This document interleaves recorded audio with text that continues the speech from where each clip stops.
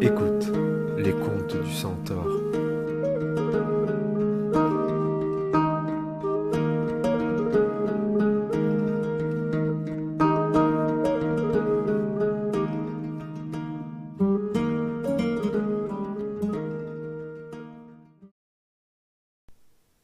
Victor et la créature marine. Écrit et raconté par Mehdi Belarbi. Le bruit des vagues qui se fracassent sur les falaises, le cri des mouettes qui voltigent en attendant le retour des filets bien garnis des pêcheurs. C'était le chant de la mer.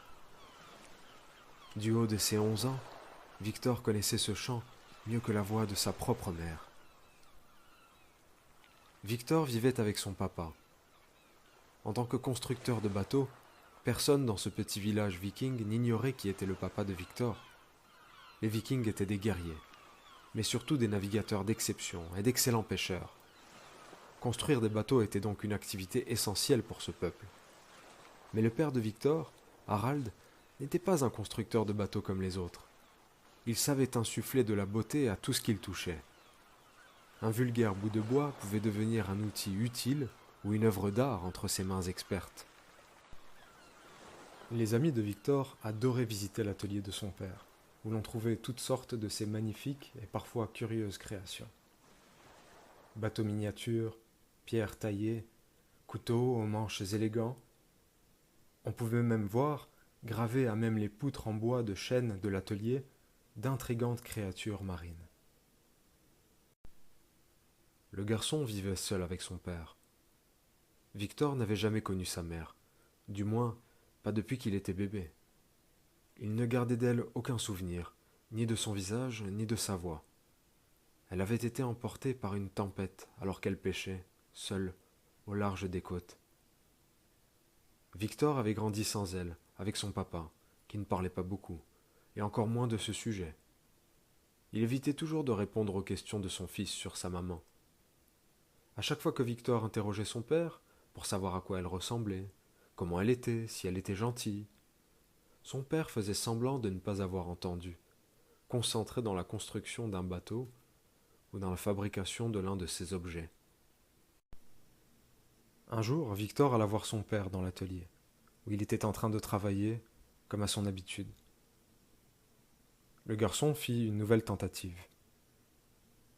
Papa, je me demandais, à quoi ressemblait le bateau de maman?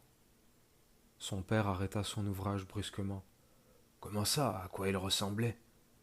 À quoi veux-tu qu'il ressemble? C'était un bateau, il était en bois et il flottait. C'est tout, lâcha-t-il. Cette fois, Victor ne put contenir sa colère. J'en ai marre, s'écria-t-il. À chaque fois que je te demande de me parler de maman, tu évites le sujet. Tu ne l'aimais pas, toi? Tu l'as oublié, hein? Eh bien, pas moi. Puis il s'en alla, quittant l'atelier. Si Victor avait regardé derrière lui à cet instant, il aurait vu son père, immobile, les yeux humides. Tout le monde au village admirait son père, mais Victor ne voyait en lui qu'un homme bien trop silencieux, au cœur froid comme la pierre. Il ne riait jamais. C'en était assez. Victor prit sa décision. Il prendrait la mer le soir même. Pour aller où? Il ne le savait pas.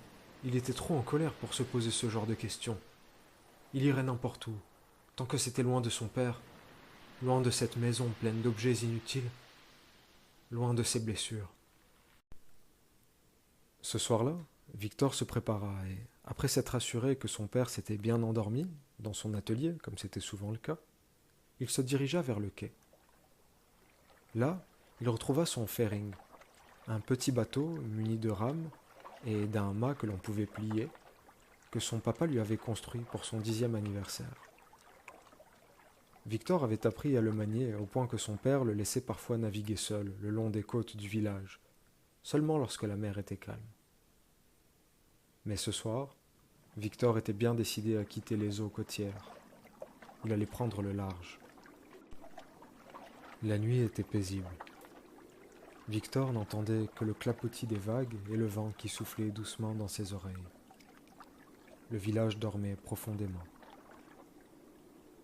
Le garçon grimpa à bord de l'embarcation, dénoua la corde qui la retenait au quai, et, en donnant une légère poussée de son pied, il éloigna le petit bateau du rivage. Il se mit ensuite à ramer, d'abord doucement, pour ne pas attirer l'attention, puis, une fois éloigné de la rive, il hissa la voile, que la brise nocturne gonfla sans peine. Le bateau parvint au large rapidement, et Victor ne percevait maintenant du village que les flambeaux, devenus de petits points lumineux. Là, au milieu de cette immense étendue d'eau, Victor se sentait seul et apaisé. On distinguait difficilement le ciel de la mer, tant la nuit était obscure. Aussi, Victor, qui voyait les points lumineux disparaître de son champ de vision, ne remarqua pas les gros nuages menaçants approcher dans le ciel. Il ne sut que l'orage arrivait que lorsque la voile se tendit d'un seul coup, sous le souffle du vent, qui avait soudainement gagné en intensité. Les vagues commencèrent à ballotter le petit navire avec force, et le vent soufflait lui aussi de plus en plus fort. Le tonnerre gronda enfin au-dessus de la tête du garçon, comme pour annoncer la tempête. La pluie s'abattit à son tour en grosses gouttes. Victor tenta de reprendre le contrôle du navire, qui déjà menaçait de chavirer. Mais il n'y avait plus rien à faire. Le mât était bloqué à cause du vent, et il était impossible de le replier sans le briser. La voile battait follement.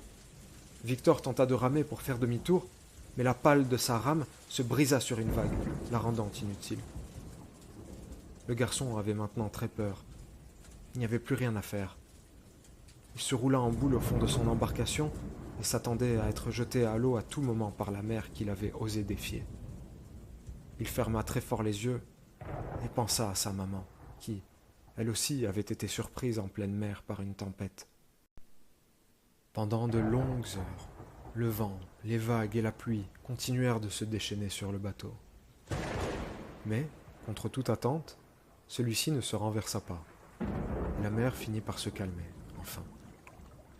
La tempête était passée. C'était un véritable miracle. La lune perçait maintenant à travers les nuages, baignant le ciel et les eaux de sa lumière blanche. Le vent était retombé. Victor eut à peine le temps de savourer cet instant de paix que le bateau reçut un choc, sous la coque, un peu comme s'il avait heurté quelque chose dans l'eau. Des rochers, si loin, au large. Bom! Un autre. Victor dut se cramponner au mât pour ne pas tomber à l'eau cette fois. Quelque chose cognait l'embarcation. Et vu la force des coups, ce devait être un très gros animal marin. Mais quoi? Un requin? Une baleine? Victor avait les yeux rivés vers l'eau, terrifié par cette nouvelle mésaventure. Puis, soudain, la lumière de la lune révéla un œil dans l'eau, juste à côté du bateau. Un œil énorme, de la taille d'une main d'adulte au moins, qui fixait Victor, droit dans les yeux, d'un regard étrangement humain. Quelle était donc cette créature? Son corps, qui émergeait partiellement de l'eau, paraissait immense. Une baleine? Se dit Victor. Même pour une baleine, elle semblait gigantesque. C'est alors que le garçon vit un immense tentacule se poser doucement sur la coque du bateau. Mais quelle était donc cette créature? Le garçon était paralysé par la peur. L'œil du monstre continuait de le fixer. Et puis, là, tout à coup, sans raison, Victor se mit à penser à sa maman. Il se rappela pourquoi il avait quitté le village. Il oublia complètement sa peur, et il se sentit profondément triste.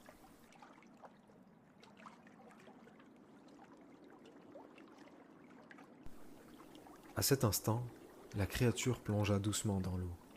Son tentacule se décolla du bateau, et elle disparut dans les profondeurs marines. Victor, les yeux toujours rivés sur l'eau, vit des bulles remonter à la surface. Et puis il se passa quelque chose de tout à fait curieux. Les bulles, en remontant à la surface, faisaient miroiter des images. Victor n'en croyait pas ses yeux. Dans l'eau, il vit une jeune femme, tenant un bébé dans ses bras. Il reconnut tout de suite la chaise sur laquelle elle était assise. Son père, qui l'avait gravée de motifs de plantes et de fleurs, l'avait fabriquée pour sa maman, avant sa naissance. C'était sa mère qu'il voyait dans l'eau, sa maman qui le tenait, lui, Victor, et qui semblait lui chuchoter des mots à l'oreille en le berçant. Elle était belle, sa maman. Victor vit qu'il lui ressemblait beaucoup. Les bulles continuaient d'affluer à la surface, et une nouvelle scène remplaça la première. C'était le papa de Victor qui enlaçait tendrement sa mère. Ils avaient l'air si heureux. Victor n'avait jamais vu son père ainsi. Puis une dernière scène apparut. Ses deux parents étaient penchés au-dessus de son petit lit en bois. Ils regardaient leur fils dormir. Une douce tendresse habitait leur visage. L'image disparut doucement, laissant place au reflet de la lune ondulant sur la mer calme. Victor essuya les larmes qui n'avaient cessé de couler sur ses joues pendant tout ce temps. Il se sentait triste, mais pas de la même manière que d'habitude. Sa tristesse semblait avoir trouvé une place dans son cœur. Un léger sourire se dessina sur son visage. Il avait vu sa maman. Il avait ressenti son amour. Il avait vu son papa qui les aimait tous les deux. Victor comprenait maintenant pourquoi son père ne voulait jamais parler de sa maman. C'était encore plus difficile pour lui, qu'il avait connue. Le garçon débordait de reconnaissance envers la créature marine, car c'était elle, il en était certain, qui avait fait émerger ses souvenirs, qui avait réparé son cœur.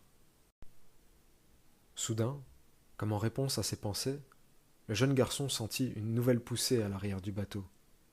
Sauf que cette fois, celui-ci se mit à avancer, glissant sur l'eau de plus en plus vite.